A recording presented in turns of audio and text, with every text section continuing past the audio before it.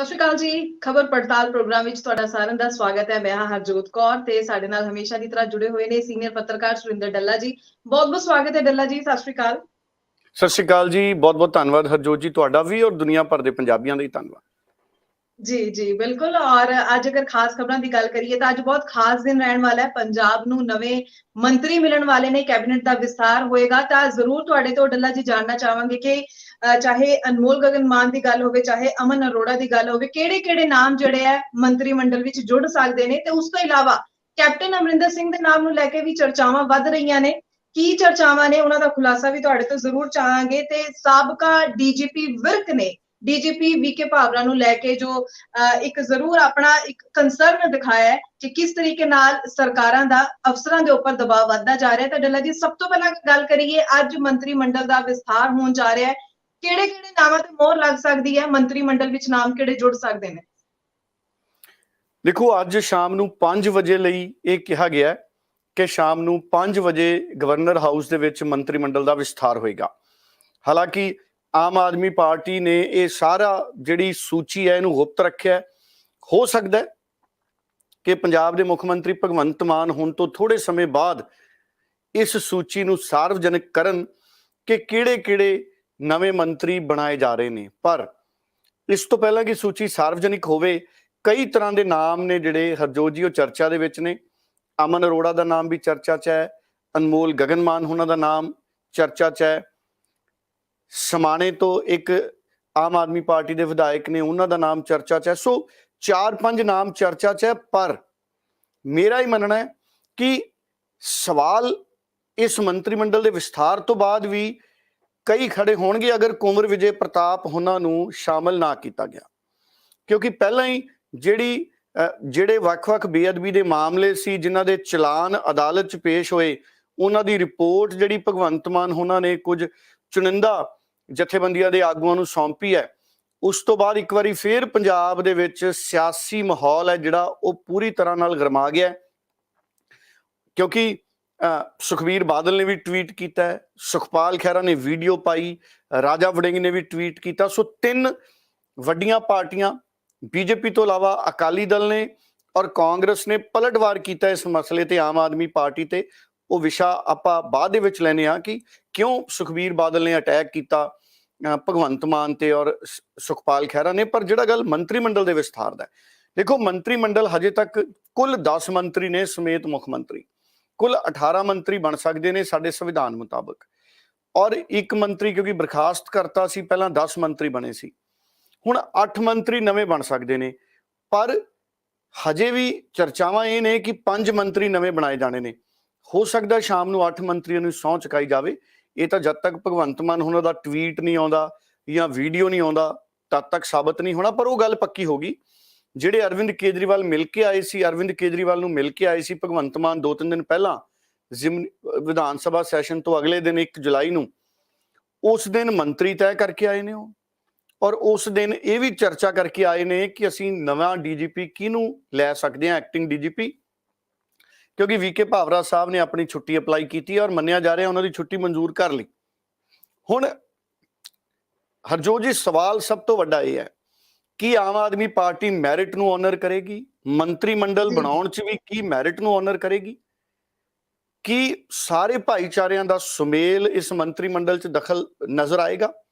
संविधान के मुताबिक ਵੱਖ-ਵੱਖ ਭਾਈਚਾਰਿਆਂ ਨੂੰ ਚੋਣਾਂ ਦੇ ਵਿੱਚ ਰਾਖਵਾ ਕਰਨਾ ਸੀਟਾਂ ਦੇ ਤੌਰ ਤੇ। ਪੰਜਾਬ 'ਚ 34 ਸੀਟਾਂ ਨੇ ਜਿਹੜੀਆਂ ਰਿਜ਼ਰਵ ਨੇ, ਕਿ ਉਹਨਾਂ 34 ਸੀਟਾਂ ਦੇ ਹਿਸਾਬ ਦੇ ਨਾਲ ਮੰਤਰੀ ਮੰਡਲ ਦੇ ਵਿੱਚ ਸਾਡੇ ਜਿਹੜੇ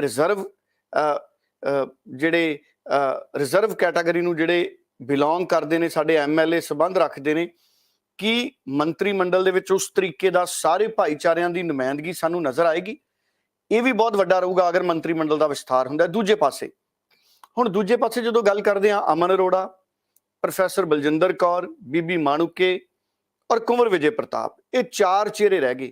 ਕੁੰਵਰ ਵਿਜੇ ਪ੍ਰਤਾਪ ਨੂੰ ਜਦੋਂ ਆਮ ਆਦਮੀ ਪਾਰਟੀ 'ਚ ਸ਼ਾਮਲ ਕੀਤਾ ਗਿਆ ਸੀ ਤਾਂ ਜਿਹੜੀ ਉਹਨਾਂ ਨੇ ਬੇਅਦਬੀ ਦੇ ਮਾਮਲੇ ਤੇ, ਬਹਿਬਲ ਕਲਾ ਮਾਮਲੇ ਤੇ ਜਿਹੜੀ ਉਹਨਾਂ ਦੀ ਸਿੱਟ ਸੀ, ਉਹਨੂੰ ਆਧਾਰ ਬਣਾਇਆ ਗਿਆ ਸੀ ਆਮ ਆਦਮੀ ਪਾਰਟੀ ਵੱਲੋਂ ਵੀ। ਦੇਖੋ ਜੀ, ਇਹਨਾਂ ਨੂੰ ਇੰਡੀਪੈਂਡੈਂਟ ਜਾਂਚ नहीं करन दित्ती गई कुंवर विजय प्रताप नूं, ਕੁੰਵਰ ਵਿਜੇ ਪ੍ਰਤਾਪ ਨੇ ਅਸਤੀਫਾ ਦਿੱਤਾ, ਇਨਸਾਫ ਨਹੀਂ ਮਿਲਿਆ, ਤੇ ਕੁੰਵਰ ਵਿਜੇ ਪ੍ਰਤਾਪ ਦਾ ਸਮਰਥਨ ਕੀਤਾ ਸੀ ਆਮ ਆਦਮੀ ਪਾਰਟੀ ਨੇ, ਔਰ ਕੁੰਵਰ ਵਿਜੇ ਪ੍ਰਤਾਪ ਨੂੰ ਮਾਝੇ 'ਚ ਇੱਕ ਤਰ੍ਹਾਂ ਨਾਲ ਚਿਹਰਾ ਬਣਾਇਆ ਸੀ। ਉਦੋਂ ਲਹਿਰ ਵੀ ਨਹੀਂ ਸੀ ਆਮ ਆਦਮੀ ਪਾਰਟੀ ਦੀ, ਔਰ ਉਦੋਂ ਕੁੰਵਰ ਵਿਜੇ ਪ੍ਰਤਾਪ ਕਰਕੇ ਇੱਕ ਗੱਲ ਤੁਰੀ ਸੀ ਆਮ ਆਦਮੀ ਪਾਰਟੀ ਦੀ। ਸਿਆਸਤ ਹੈ, ਕਈ ਵਾਰੀ ਲਹਿਰ ਬਣਦੀ ਹੈ, ਟੁੱਟਦੀ ਹੈ। ਦੇਖੋ ਹੁਣ ਲਹਿਰ ਬਣ ਗਈ ਸੀ, 92 ਆ ਗਏ, ਲਹਿਰ ਟੁੱਟ ਗਈ ਤੇ ਸੰਗਰੂਰ ਵੀ ਹਾਰ ਗਏ। ਸੋ ਲਹਿਰ ਕਦੀ ਵੀ ਪੱਕੀ ਨਹੀਂ ਹੁੰਦੀ, ਭਾਵੇਂ ਸਮੁੰਦਰ ਦੀ ਹੋਵੇ, ਭਾਵੇਂ ਕਿਸੇ ਦੇ ਹੱਕ ਦੀ ਲਹਿਰ ਹੋਵੇ। ਹੁਣ ਸਵਾਲ ਇਹ ਹੈ ਕਿ ਕੁੰਵਰ ਵਿਜੇ ਪ੍ਰਤਾਪ ਨੂੰ ਮੰਤਰੀ ਬਣਾਇਆ ਜਾਂਦਾ ਜਾਂ ਨਹੀਂ ਬਣਾਇਆ ਜਾਂਦਾ, ਕਿਉਂਕਿ ਉਹਨਾਂ ਨੇ ਬੇਅਦਬੀ ਦੇ ਮਸਲਿਆਂ ਤੇ, ਔਰ ਜਿਹੜਾ ਬਹਿਬਲ ਕਲਾਂ ਦਾ ਮਾਮਲਾ ਸੀ, ਉਹਨਾਂ ਸਾਰੇ ਮਸਲਿਆਂ ਤੇ ਵਿਧਾਨ ਸਭਾ ਦੇ ਵਿੱਚ ਵੀ ਉਹਨਾਂ ਨੇ ਕਿਹਾ ਸੀ ਕਿ ਬਹਿਸ ਘੱਟੋ ਘੱਟ 10 ਮਿੰਟ ਤਾਂ ਦਿਓ। ਸੋ ਉਹਨਾਂ ਨੇ ਇਹ ਆਵਾਜ਼ ਹਮੇਸ਼ਾ ਬੁਲੰਦ ਕੀਤੀ ਹੈ, ਔਰ ਕੁੰਵਰ ਵਿਜੇ ਪ੍ਰਤਾਪ ਮੰਤਰੀ ਬਣਦੇ ਨੇ ਜਾਂ ਨਹੀਂ ਬਣਦੇ, ਇਹ ਬੜੀ ਸਾਰਿਆਂ ਦੇ ਉੱਤੇ ਨਜ਼ਰ ਰਹੇਗੀ। ਔਰ ਦੂਸਰਾ, ਇੱਕ ਖਾਸ ਰਣਨੀਤੀ ਤੇ ਕੰਮ ਕਰਦੀ ਹੈ ਆਮ ਆਦਮੀ ਪਾਰਟੀ। ਆਮ ਆਦਮੀ ਪਾਰਟੀ ਨੇ ਪਿਛਲੀ ਵਾਰੀ ਸਿਰਫ 10 ਮੰਤਰੀ ਬਣਾਏ ਔਰ 8 ਮੰਤਰੀਆਂ ਦੀ ਗੁੰਜਾਇਸ਼ ਛੱਡ ਲਈ। ਉਹਦੇ ਨਾਲ ਕੀ ਹੁੰਦਾ ਹੈ, ਜਿਹੜੇ ਦਾਅਵੇਦਾਰ ਨੇ ਮੰਤਰੀਆਂ ਦੇ, ਜਿਵੇਂ ਅਮਨ ਅਰੋੜਾ ਸੀ, ਕੁੰਵਰ ਵਿਜੇ ਪ੍ਰਤਾਪ ਸੀ, ਬੀਬੀ ਮਾਣੂਕੇ ਸੀ, ਪ੍ਰੋਫੈਸਰ ਬਲਜਿੰਦਰ ਸੀ, ਪ੍ਰਿੰਸੀਪਲ ਬੁੱਧਰਾਮ ਸੀ, ਜੈਕਿਸ਼ਨ ਸੈਣੀ ਸੀ, ਜਿਹੜੇ ਦੂਜੀ ਵਾਰ ਦੇ ਐਮਐਲਏ ਸੀ, ਜਿਹੜੇ ਦਾਅਵੇਦਾਰ ਸੀ, ਉਹ ਖੁੱਲ ਕੇ ਕੋਈ ਗੱਲ ਨਹੀਂ ਰੱਖ ਸਕੇ। ਉਹ ਇਹੀ ਕਹਿੰਦੇ ਰਹੇ ਵੀ ਅਸੀਂ ਪਾਰਟੀ ਦੇ ਨਾਲ ਆ, ਜੋ ਪਾਰਟੀ ਫੈਸਲਾ ਕਰੂ ਸਾਨੂੰ ਮਨਜ਼ੂਰ ਹੈ। ਕਿਉਂ? ਕਿਉਂਕਿ ਉਹਨਾਂ ਨੂੰ ਪਤਾ ਸੀ ਕਿ ਜੇ ਅਸੀਂ ਆਵਾਜ਼ ਬੁਲੰਦ ਕਰਾਂਗੇ, ਅਗਰ ਅਸੀਂ ਇਹ ਕਹਿਣ ਦੀ ਕੋਸ਼ਿਸ਼ ਕਰਾਂਗੇ ਸਾਡਾ ਹੱਕ ਬਣਦਾ ਹੈ, ਤਾਂ ਫਿਰ ਸਾਨੂੰ ਮੰਤਰੀ ਨਹੀਂ ਬਣਾਇਆ ਜਾਣਾ। ਇਸੇ ਕਰਕੇ ਹੁਣ 5 ਮੰਤਰੀ ਬਣਾ ਰਹੇ ਨੇ, ਤਾਂ ਕਿ ਜਿਹੜੇ ਬਾਕੀ 3 ਮੰਤਰੀ ਪੈਂਡਿੰਗ ਨੇ, ਬਾਕੀ ਸਾਰਿਆਂ ਨੂੰ ਇਹ ਲੱਗਦਾ ਰਵੇ ਉਹ ਵਿਰੋਧ ਨਾ ਕਰਨ, ਵਿਦਰੋਹ ਨਾ ਕਰਨ, ਔਰ ਬਾਕੀਆਂ ਨੂੰ ਇਹ ਲੱਗਦਾ ਰਵੇ ਕਿ ਚੁੱਪ ਰਹੋ, ਅਗਲੇ 3 'ਚ ਸ਼ਾਇਦ ਸਾਡਾ ਨੰਬਰ ਆ ਜਾਏ। ਸੋ ਇਹ ਵੀ ਇੱਕ ਰਣਨੀਤੀ ਹੁੰਦੀ ਹੈ ਜਿਹੜੀਆਂ ਵੱਖ-ਵੱਖ ਸਿਆਸੀ ਪਾਰਟੀਆਂ ਨੇ, ਔਰ ਮੈਨੂੰ ਆਮ ਆਦਮੀ ਪਾਰਟੀ ਦੀ ਵੀ ਰਣਨੀਤੀ ਇਹੀ ਲੱਗਦੀ ਹੈ। ਜੇ 5 ਮੰਤਰੀ ਇਹਨਾਂ ਨੇ ਬਣਾਏ, ਪਰ ਸਵਾਲ ਬਹੁਤ ਵੱਡਾ ਹੈ। ਮੰਤਰੀ ਮੰਡਲ ਦੀ ਵੰਡ ਹੈ ਜਿਹੜੀ ਪਿਛਲੀ ਵਾਰੀ, ਉਹ ਲੋਕਾਂ ਨੂੰ ਜ਼ਿਆਦਾ ਪਸੰਦ ਨਹੀਂ ਸੀ ਆਈ। ਇਸੇ ਕਰਕੇ ਮਲਟੀਪਲ ਫੈਕਟਰ ਸੀ ਜਿਹਦੇ ਕਰਕੇ ਸੰਗਰੂਰ ਦੀ ਚੋਣ ਹਾਰੇ ਨੇ। ਕਿਸੇ ਇੱਕ ਫੈਕਟਰ ਕਰਕੇ ਸੰਗਰੂਰ ਦੀ ਚੋਣ ਆਮ ਆਦਮੀ ਪਾਰਟੀ ਨਹੀਂ ਹਾਰੀ। ਹੁਣ ਬੜਾ ਇੰਤਜ਼ਾਰ ਰਹੂਗਾ ਸ਼ਾਮ ਤੱਕ ਕਿਹਨੂੰ ਮੰਤਰੀ ਬਣਾਇਆ ਜਾਂਦਾ, ਕਿਹਨੂੰ ਨਹੀਂ। ਪਰ ਮੇਰਾ ਇਹ ਮੰਨਣਾ ਹੈ ਮੈਰਿਟ ਆਨਰ ਹੋਣੀ ਚਾਹੀਦੀ ਹੈ ਇਸ ਪੂਰੇ ਮੰਤਰੀ ਮੰਡਲ ਦੇ ਵਿੱਚ। ਜਿਹੜੇ ਸੀਨੀਅਰ ਲੋਕ ਨੇ, ਪੁਰਾਣੇ, ਉਹਨਾਂ ਨੂੰ ਸ਼ਾਮਿਲ ਕੀਤਾ ਜਾਣਾ ਚਾਹੀਦਾ ਹੈ। ਮਹਿਲਾਵਾਂ ਦੀ ਜਿਹੜੀ ਰੇਸ਼ੋ ਹੈ ਉਹ ਆਉਣੀ ਚਾਹੀਦੀ ਚੰਗੀ, ਘੱਟੋ ਘੱਟ 33%। ਅਗਰ 50% ਕਰਦੇ ਆ ਤੇ 9 ਮਹਿਲਾਵਾਂ ਮੰਤਰੀ, ਅਗਰ 33% ਕਰਦੇ ਆ ਤੇ 18 ਦਾ 33% ਹੈ ਜਿਹੜਾ, ਅਸੀਂ ਜੇ 20 ਦਾ 33% ਲਈਏ ਤਾਂ 6 ਘੱਟੋ ਘੱਟ ਮਹਿਲਾਵਾਂ ਮੰਤਰੀ ਬਣਦੀਆਂ ਨੇ। ਔਰ ਹੁਣ ਇਸ ਮੰਤਰੀ ਮੰਡਲ 'ਚ ਘੱਟੋ ਘੱਟ 4 ਜਾਂ 5 ਮਹਿਲਾਵਾਂ ਨੇ ਜਿਹੜੀਆਂ, ਉਹਨਾਂ ਦੀ ਸ਼ਮੂਲੀਅਤ ਹੋਣੀ ਚਾਹੀਦੀ ਹੈ। ਜਿਵੇਂ ਸਿਆਸੀ ਪਾਰਟੀਆਂ ਦਾਅਵਾ ਕਰਦੀਆਂ ਨੇ ਕਿ ਅਸੀਂ 33%, ਅਸੀਂ 50% ਰਾਖਵਾਂਕਰਨ ਦੇਵਾਂਗੇ। ਸੋ ਹਜੇ ਤੱਕ ਸਿਰਫ ਇੱਕ ਮਹਿਲਾ ਮੰਤਰੀ ਨੇ। ਸਪੀਕਰ, ਡਿਪਟੀ ਸਪੀਕਰ ਦੋਵੇਂ ਨੇ ਜਿਹੜੇ ਵਿਧਾਨ ਸਭਾ ਦੇ ਵਿੱਚ, ਉਹ ਮਰਦ ਨੇ। ਰਾਜ ਸਭਾ ਦੇ 7 ਮੈਂਬਰ ਨੇ, ਸਾਰੇ ਮਰਦ ਨੇ। ਤੇ ਹਾਲੇ ਤੱਕ ਸਿਰਫ ਇੱਕ ਮਹਿਲਾ ਨੂੰ ਮੰਤਰੀ ਬਣਾਇਆ ਗਿਆ ਪੰਜਾਬ ਦੇ ਮੰਤਰੀ ਮੰਡਲ ਦੇ ਵਿੱਚ। ਸੋ ਘੱਟੋ ਘੱਟ 4 ਮਹਿਲਾਵਾਂ ਨੇ ਜਿਹੜੀਆਂ ਮੰਤਰੀ ਮੰਡਲ ਦੇ ਵਿੱਚ। ਅਗਰ ਹੋਰ ਆਮ ਆਦਮੀ ਪਾਰਟੀ ਸ਼ਾਮਲ ਕਰੇਗੀ, ਫਿਰ ਇੱਕ ਦਾਅਵਾ ਕਹਿਣ ਜੋਗੀ ਹੋਏਗੀ ਕਿ ਅਸੀਂ ਸਿਆਸਤ 'ਚ ਮਹਿਲਾਵਾਂ ਨੂੰ ਅੱਗੇ ਵਧਾ ਰਹੇ ਹਾਂ। ਨਹੀਂ ਤਾਂ ਸਿਆਸਤ 'ਚ ਭਾਗੀਦਾਰ ਬਣਾਉਣ ਵਾਲੀ ਜਿਹੜੀ ਗੱਲ ਹੈ, ਉਹਦੇ ਤੋਂ ਆਮ ਆਦਮੀ ਪਾਰਟੀ ਵੀ ਪਿੱਛੇ ਨਜ਼ਰ ਆਏਗੀ। ਫਿਰ ਇਹ ਜਿਹੜਾ ਬਦਲਾਅ ਹੈ, ਇਹ ਸੱਚਮੁੱਚ ਫਿਰ ਇਹ ਕੋਈ ਨਵਾਂ ਬਦਲਾਅ ਨਹੀਂ, ਕਿਉਂਕਿ ਇਹੀ ਕੰਮ ਅਕਾਲੀ ਦਲ, ਇਹੀ ਕੰਮ ਕਾਂਗਰਸੀ ਪਿਛਲੇ ਸਮਿਆਂ ਦੇ ਵਿੱਚ ਕਰਦੇ ਰਹੇ ਨੇ। ਔਰ ਤੁਸੀਂ ਦੇਖੋ ਪ੍ਰਧਾਨ ਮੰਤਰੀ ਸਾਹਿਬ ਨੇ ਵੀ ਇਸ ਵਾਰ, ਮੋਦੀ ਸਾਹਿਬ ਨੇ, ਔਰ ਬੀਜੇਪੀ ਨੇ ਇੱਕ ਵਾਰ ਫਿਰ ਇੱਕ ਮਹਿਲਾ ਨੂੰ ਰਾਸ਼ਟਰਪਤੀ ਦੇ ਰੂਪ ਦੇ ਵਿੱਚ ਅੱਗੇ ਲਿਆਂਦਾ, ਤਾਂ ਕਿ ਸਰਗਰਮ ਸਿਆਸਤ ਜਿਹੜੀਆਂ ਮਹਿਲਾਵਾਂ ਨੇ, ਉਹਨਾਂ ਦੀ ਜਿਹੜੀ ਪਾਰਟਿਸਪੇਸ਼ਨ ਹੈ ਉਹਨੂੰ ਹੋਰ ਮਜ਼ਬੂਤ ਕੀਤਾ ਜਾ ਸਕੇ। ਸੋ ਪ੍ਰੋਫੈਸਰ ਬਲਜਿੰਦਰ ਕੌਰ, ਬੀਬੀ ਮਾਣੂਕੇ, ਇਹ ਦੋਵਾਂ ਦਾ ਦਾਅਵਾ ਮੇਰੀ ਨਜ਼ਰ 'ਚ ਬਹੁਤ ਸਟਰੋਂਗ ਬਣਦਾ ਹੈ, ਕਿਉਂਕਿ ਦੋਵੇਂ ਜੁਝਾਰੂ ਮਹਿਲਾਵਾਂ ਨੇ, ਸੰਘਰਸ਼ ਕੀਤਾ ਪੰਜਾਬ ਦੇ ਮੁੱਦਿਆਂ ਤੇ, ਲੜਾਈ ਲੜੀ ਹੈ ਵਿਰੋਧੀ ਧਿਰ 'ਚ ਰਹਿੰਦੇ ਹੋਏ। ਔਰ ਪ੍ਰੋਫੈਸਰ ਬਲਜਿੰਦਰ ਕੌਰ ਔਰ ਮਾਣੂਕੇ ਨੂੰ ਤਾਂ ਜ਼ਰੂਰ ਮੰਤਰੀ ਬਣਾਇਆ ਜਾਣਾ ਚਾਹੀਦਾ। ਇਸ ਤੋਂ ਇਲਾਵਾ ਅਨਮੋਲ ਗਗਨਮਾਨ ਨੂੰ ਲਿਆ ਜਾ ਸਕਦਾ ਹੈ, ਨਵਜੋਤ ਸਿੰਘ ਸਿੱਧੂ ਦੇ ਹਲਕੇ 'ਚ ਜਿੱਤ ਕਰਨ ਵਾਲੇ ਬੀਬੀ ਜੀਵਨਜੋਤ ਕੌਰ ਨੂੰ ਲਿਆ ਜਾ ਸਕਦਾ ਹੈ, ਨੀਨਾ ਮਿੱਤਲ ਜੀ ਨੂੰ ਲਿਆ ਜਾ ਸਕਦਾ, ਜਿਹੜੇ ਰਾਜਪੁਰਾ ਤੋਂ ਨੇ। ਉਹ ਬਹੁਤ ਪੁਰਾਣੇ ਆਗੂ ਨੇ ਆਮ ਆਦਮੀ ਪਾਰਟੀ ਦੇ। ਮੈਂ ਪਿਛਲੇ ਪ੍ਰੋਗਰਾਮ 'ਚ ਉਹਨਾਂ ਦਾ ਨਾਮ ਭੁੱਲ ਗਿਆ ਸੀ, ਬਾਅਦ 'ਚ ਮੈਨੂੰ ਮਹਿਸੂਸ ਹੋਇਆ ਉਹਨਾਂ ਦਾ ਵੀ ਦਾਅਵਾ ਬਣਦਾ ਹੈ। ਇਸੇ ਤਰ੍ਹਾਂ ਜਿਹੜੇ ਡਾਕਟਰ ਸਾਹਿਬ ਨੇ ਮੋਗਾ ਤੋਂ, ਉਹਨਾਂ ਨੂੰ ਲਿਆ ਜਾ ਸਕਦਾ। ਸੋ ਲੁਧਿਆਣਾ ਤੋਂ ਸਿਮਰਜੀਤ ਸਿੰਘ ਬੈਂਸ ਦੇ ਭਰਾ ਦੇ ਹਲਕੇ ਤੋਂ ਇੱਕ ਮਹਿਲਾ ਨੇ ਜਿੱਤ ਹਾਸਲ ਕੀਤੀ, ਉਹਨਾਂ ਨੂੰ ਵੀ ਲਿਆ ਜਾ ਸਕਦਾ। ਸੋ ਇਹ ਵੇਖਣ ਵਾਲੀ ਗੱਲ ਰਹੇਗੀ ਵੀ ਕੀ 3, 4, 5 ਮਹਿਲਾਵਾਂ ਨੂੰ ਕੈਬਨਿਟ ਮੰਤਰੀ ਬਣਾਇਆ ਜਾਂਦਾ ਆਮ ਆਦਮੀ ਪਾਰਟੀ ਵੱਲੋਂ, ਜਾਂ ਸਿਰਫ ਮਹਿਲਾਵਾਂ ਨੂੰ ਤਾਕਤ ਦੇਣ ਦੀਆਂ ਜਿਹੜੀਆਂ ਗੱਲਾਂ ਨੇ ਉਹ ਸਿਰਫ ਸੀਮਤ ਰਹਿ ਜਾਂਦੀਆਂ ਨੇ, ਸਿਰਫ ਲਾਰਿਆਂ ਤੱਕ, ਵਾਅਦਿਆਂ ਤੱਕ, ਤੇ ਜਦੋਂ ਮੰਤਰੀ ਬਣਾਉਣ ਦੀ ਗੱਲ ਆਉਂਦੀ ਹੈ ਫਿਰ ਮਰਦ ਜ਼ਿਆਦਾ ਮੰਤਰੀ ਬਣਾਏ ਜਾਂਦੇ ਨੇ। जी जी जी बिल्कुल। सो ये तस्वीर अज शाम नू बिल्कुल साफ हो ही जाएगी कि किहड़े नवे चेहरे, नवे तो नहीं सिखांगे जो ऑलरेडी आम आदमी पार्टी नाल जुड़े, किहड़े नवे मंत्री हुण किहड़े मंत्रालय उन्हां नूं मिलदे ने, किहड़े नावां नूं थां मिलदी है मंत्री मंडल विच।